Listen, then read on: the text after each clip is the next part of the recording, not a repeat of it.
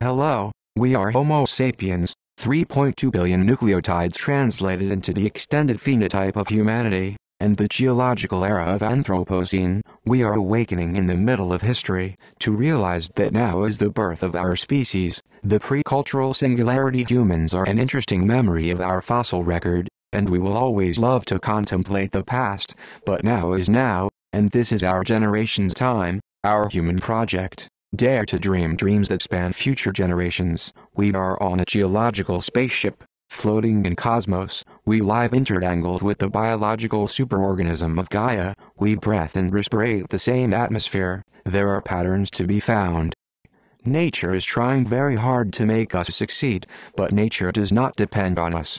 We are not the only experiment, but we can succeed, and we can explore the vastness of cosmos we have only begun to conceive of. Consciousness is evolutionary young. We share it with many other species, and they to find themselves awakened in the middle of cosmological history. We do not need to compete, not with us, not with them. We can cooperate, we can share, we can start dialogue about with our purposes, and why we are here. We terrestrials, and other aquatic or avian, we speak different languages, but we are plastic enough to find ways to communicate. Our cousins in the oceans, the cetaceans, I would very much love to speak to them. They woke up a lot earlier, estimated 30 million years ago, and their cultural evolution has been going on longer. They lack hands. Perhaps we could give them hands, robotic hands, share our technology and tame with them. Perhaps we could explore what the cosmos wants together. Remember how you used to think the cause of the snap was the friction between the fingers. Remember how surprised you were when someone told you it was this movement that made the snap. Suddenly, you had a new model of reality, and from that model you came up with new ways to make snaps. You never change things by fighting the existing reality. To change something, build a new model that makes the existing model obsolete. The models we inherited from the 20th century are somewhat like this finger snap example, and they will be displaced by new models that allow for new ways to remix reality. The future creative instrument will use different algorithms than the ones in use today, algorithms computations that are closer to reality, and this will open up new ways to play and create. The applications enabled by new generations of spatial operating systems like Oblong are an example of what will come in the next couple of years, but our meme-tic-tematic evolution won't stop there. There are so many ways to interface imagination and machines, many that elevate our creativity far beyond what is possible for a single person's brain.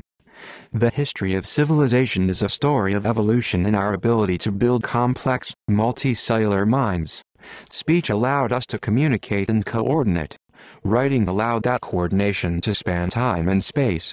20th century mass communications allowed shared information and culture to blanket the world. In the 21st century, memes spread mind to mind in nearly real time. Brains, self-organizing hierarchical system of pattern recognizers. Increasingly, most of our thinking is computed in the cloud, unhindered by the natural limits of our biological brain. Video logs from all over the world are emphasizing that imagination is to conceive delightful futures, pick the most amazing one, and pull the present forward to meet it. 19th century culture was defined by the novel, 20th century by cinema. The culture of the 21st century will be defined by the interface. Now, using new interfaces, humans discover that emerging technologies essentially shrink the lag time between our imaginings and their instantiation.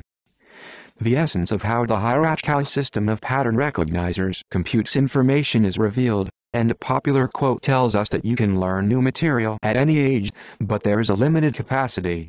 Humans have, more or less, 300 million pattern-recognizing modules in the neocortex, the portion of the brain where thought occurs.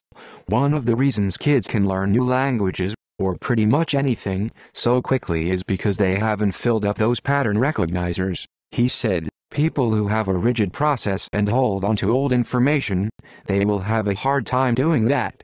You need to be able to move on. That's one of the things we will overcome by basically expanding the brain into the cloud. He said, we need to be able to repurpose our neocortex to learn something new.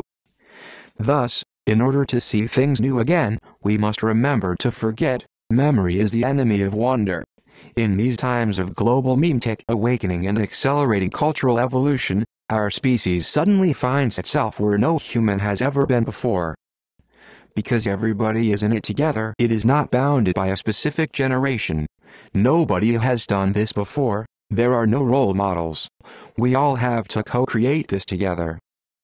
We get to co-create this together. We get to write the novel that is our lives. We get to compose the future of our species. Forget the memes of the past. Forget their systems. Forget their logic and ethics. The old systems destroyed our environment. Forget centralization. No person is capable of running the world. We need to nurture our altruistic nature and create new platforms for democracy. This is being done by creative people all over the planet. To quote people.